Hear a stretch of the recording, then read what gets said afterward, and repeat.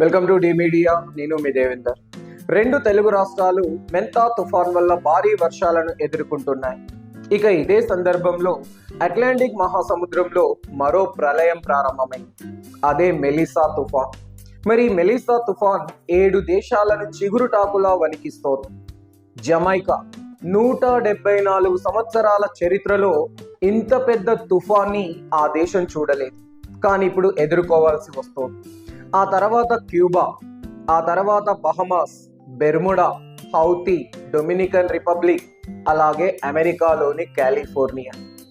ఈ 7 దేశాలు మెలిసా తుఫాన్ వల్ల పెద్ద మొత్తంలో నష్టాన్ని ఎదుర్కోవాల్సి ఉంది, వరద ముప్పును ఎదుర్కోవాల్సి ఉంది.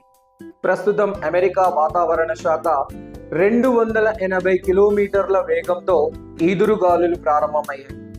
100 సెంటీమీటర్లకు పైగా భారీ వర్షాలు కురిసే అవకాశం ఉంది.